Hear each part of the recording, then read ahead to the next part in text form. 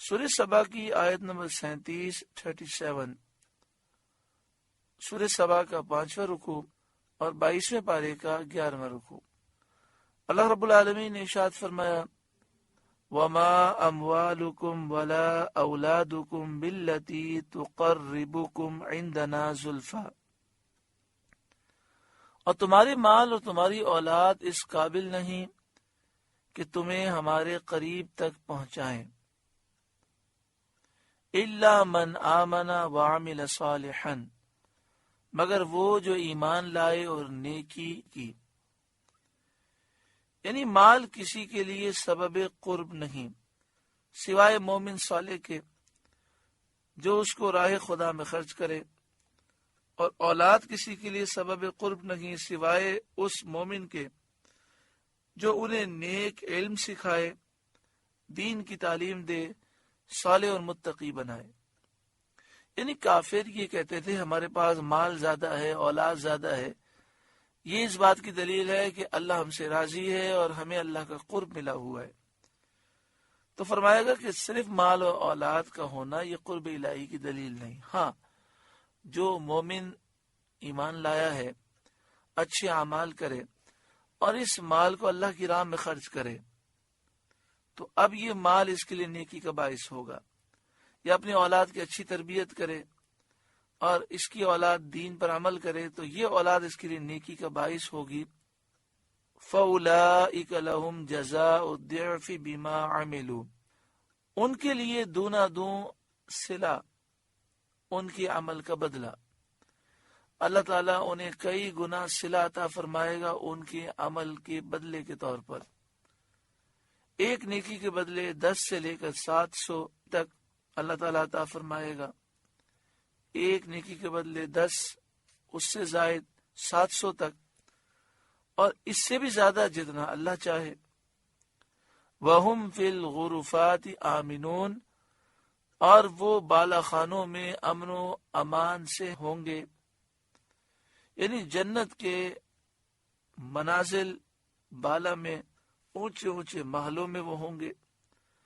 وَالَّذِينَ يَسْعَوْنَ فِي آيَاتِنَا مُعَاجِزِينَ، اور وہ جو ہماری آیتوں میں ہرانے کی کوشش کرتے ہیں، یعنی قرآن کریم پر زبان تان کھولتے ہیں، تانے دیتے ہیں، طنز کرتے ہیں، مذاق اڑاتے ہیں، اعتراضات کرتے ہیں، اور یہ گمان کرتے ہیں کہ اپنی ان باطل کاریوں سے وہ لوگوں کو ایمان لانے سے روک دیں گے، اور ان کا یہ مکر و فریب اسلام کے بارے میں چل جائے گا اور وہ ہمارے عذاب سے بچ رہیں گے، کیونکہ ان کا اعتقاد یہ ہے کہ مرنے کے بعد اٹھنا ہی نہیں، تو عذاب ثواب کیسا؟ تو جو یہ تصور کرتے ہیں، باتیں کر کے فریب کر کے دین کو روکنا چاہتے ہیں اور یہ سمجھتے ہیں کہ ہم عذاب سے بچ جائیں گے، اولئک فی العذاب محضرون، وہ عذاب میں لا دھرے جائیں گے، گرفتار کیے جائیں گے، اور ان کی مکاریاں انہیں کچھ فائدہ نہ دیں گی۔ قل، اے محبوب آپ فرمائیے، ان ربی یبسط الرزق لمن یشاء من عبادہ ویقدر لہ، بے شک میرا رب رزق وسیع فرماتا ہے اپنے بندوں میں جس کے لیے چاہے، اور تنگی فرماتا ہے جس کے لیے چاہے، اپنی حکمت کے مطابق، اپنے حسب حکمت۔ وما انفقتم من شیء فہو یخلفہ، اور جو چیز تم اللہ کی راہ میں خرچ کرو وہ اس کے بدلے اور دے گا، دنیا میں بھی اور آخرت میں بھی۔ بخاری مسلم کی حدیث میں ہے کہ اللہ تعالیٰ فرماتا ہے خرچ کرو تم پر خرچ کیا جائے گا، یعنی اللہ کی راہ میں دو تمہیں اور عطا کیا جائے گا۔ دوسری حدیث میں ہے صدقے سے مال کم نہیں ہوتا، یعنی اللہ کی راہ میں مال دینے سے مال کم نہیں ہوتا، صدقے سے مال کم نہیں ہوتا، معاف کرنے سے عزت بڑھتی ہے، تواضع سے مرتبے بلند ہوتے ہیں۔ بڑی پیاری حدیث پاک ہے۔ بظاہر صدقہ دیتے ہیں، مال خرچ کرتے ہیں، زکوٰۃ میں، صدقہ فطر میں، دیگر نیکیوں میں جب مال خرچ کرتے ہیں تو بظاہر لگتا ہے اپنے مال میں سے کچھ مال چلا گیا، لیکن فرمایا صدقے سے، اللہ کی راہ میں مال دینے سے مال کم نہیں ہوتا، جتنا دیتے ہیں اس سے زیادہ اللہ عطا فرماتا ہے۔ بظاہر ایسا لگتا ہے کہ ہم نے کسی سے بدلہ نہ لیا، معاف کر دیا، تو لوگ سمجھتے ہیں کہ یہ ڈر گیا، لیکن فرمایا معاف کرنے سے عزت بڑھتی ہے۔ بظاہر یہ لگتا ہے کہ میں عاجزی کروں گا، بھائی اس زمانے کے اندر سیدھے آدمی کو کوئی کام ہی نہیں ہے، جو سیدھا ہوتا ہے لوگ اسے دباتے ہی رہتے ہیں، اور جناب ہم تو بالکل لوگوں کو جواب دینے والے ہیں، جب تک لوگوں کو جواب نہ دیں کوئی پوچھتا نہیں ہے۔ پتہ نہیں کیسی کیسی باتیں شیطان انسان کے ذہن میں ڈالتا ہے۔ فرمایا تواضع سے مرتبے بلند ہوتے ہیں، انسان عاجزی کرتا ہے تو مرتبہ گھٹتا نہیں ہے بلکہ مرتبہ بلند ہوتا ہے۔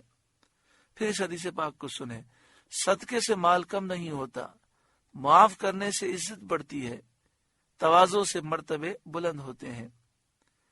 وَهُوَ خَيْرُ الرَّازِقِينَ، اور وہ سب سے بہتر رزق دینے والا ہے، کیونکہ اس کے سوا جو کوئی کسی کو دیتا ہے، چاہے بادشاہ اپنے کسی لشکر کو، آقا غلام کو، صاحب خانہ اپنے عیال کو، بیوی بچوں کو، جو بھی دیتا ہے وہ اللہ تعالیٰ کی پیدا کی ہوئی اور اس کی عطا فرمائی ہوئی روزی میں سے دیتا ہے۔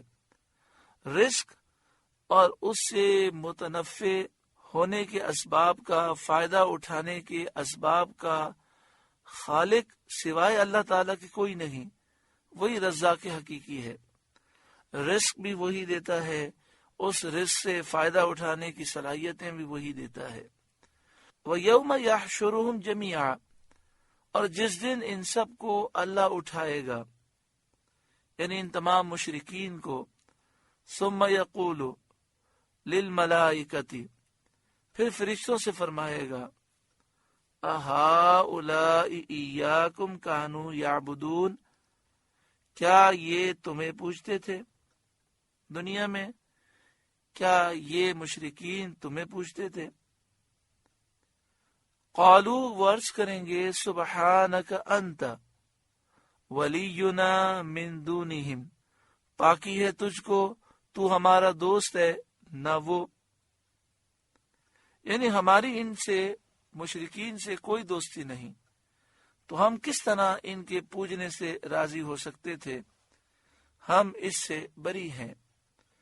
بل کانوا یعبدون الجن، بلکہ وہ جنات کو پوجتے تھے، یعنی شیاطین کو پوجتے تھے کہ ان کی فرمانبرداری کے لیے غیر اللہ کو یہ مشرکین پوجتے تھے۔ مشرکین تو شیاطین کی پوجا کرتے ہیں کہ ان کا کہنا مانتے ہیں۔ اکثرہم بہم مؤمنون، ان میں اکثر انہی پر یقین لائے تھے، یعنی اکثر مشرکین کا یقین شیاطین پر تھا۔ فالیوم، تو آج، لا یملک بعضکم لبعض نفعا ولا ضرا، تم میں ایک دوسرے کے بھلے برے کا کچھ اختیار نہ رکھے گا، اور وہ جھوٹے معبود اپنے پجاریوں کو کچھ نفع نقصان نہ پہنچا سکیں گے۔ وَنَقُولُ لِلَّذِينَ ظَلَمُوا، اور ہم فرمائیں گے ظالموں سے، ذُوقُوا عَذَابَ النَّارِ الَّتِي كُنْتُمْ بِهَا تُكَذِّبُونَ، اس آگ کا عذاب چکھو جسے تم جھٹلاتے تھے، یعنی جس آگ کو تم دنیا میں جھٹلاتے تھے آج عذاب چکھو۔ وَإِذَا تُتْلَى عَلَيْهِمْ آيَاتُنَا بَيِّنَاتٍ، اور جب ان پر ہماری روشن آیتیں پڑھی جائیں، یعنی نبی اکرم صلی اللہ علیہ وآلہ وسلم جب ان کافروں کے سامنے قرآن مجید فرقان حمید کی آیات پڑھتے ہیں، قالوا، تو وہ کہتے ہیں، ما هذا الا رجل يريد ان يصدكم عما كان يعبد آباؤكم، یہ تو نہیں مگر ایک مرد کہ تمہیں روکنا چاہتے ہیں تمہارے باپ دادا کے معبودوں سے، یعنی یہ تمہیں بتوں سے روکنا چاہتے ہیں۔ وقالوا، اور وہ کہتے ہیں قرآن کریم کے بارے میں، ما هذا الا افک مفترا، یہ تو نہیں مگر بہتان جوڑا ہوا، یعنی یہ تو نعوذ باللہ من ذالک خود انہوں نے بنایا ہے اور جھوٹ کہتے ہیں کہ یہ اللہ کا کلام ہے، نعوذ باللہ من ذالک۔ کافروں نے اس طرح توہین و بے ادبی کی۔ وقال الذین کفروا للحق، اور کافروں نے حق کے متعلق کہا، یعنی قرآن کریم کے بارے میں کہا، لما جاءہم، جب ان کے پاس آیا، ان ھذا الا سحر مبین، یہ تو نہیں مگر کھلا جادو، یعنی قرآن پاک کا جب مقابلہ نہ کر سکے تو کہنے لگے یہ تو کھلا جادو ہے۔ وما آتیناہم من کتب یدرسونہا، اور ہم نے انہیں کچھ کتابیں نہ دیں جنہیں پڑھتے ہوں۔ وما ارسلنا الیہم قبلک من نذیر، نہ آپ سے پہلے ان کے پاس کوئی ڈر سنانے والا آیا، یعنی آپ سے پہلے مشرکین عرب کے پاس نہ کوئی کتاب آئی نہ رسول جس کی طرف یہ اپنے دین کی نسبت کر سکیں۔ تو اب یہ جس دین کو پوجتے ہیں اور جو ان کے معمولات ہیں، کیا ان کے پاس کوئی دلیل ہے؟ تو یہ نہ اس کی نسبت کسی کتاب کی طرف کر سکتے ہیں نہ رسول کی طرف کر سکتے ہیں۔ تو یہ جس خیال پر ہیں، ان کے پاس اس کی کوئی سند نہیں، وہ ان کے نفس کا صرف اور صرف دھوکہ ہے۔ وَكَذَّبَ الَّذِينَ مِن قَبْلِهِمْ، اور ان سے پہلے لوگوں نے جھٹلایا، یعنی پہلی امتوں نے بھی کفار قریش کی طرح رسولوں کی تکذیب کی۔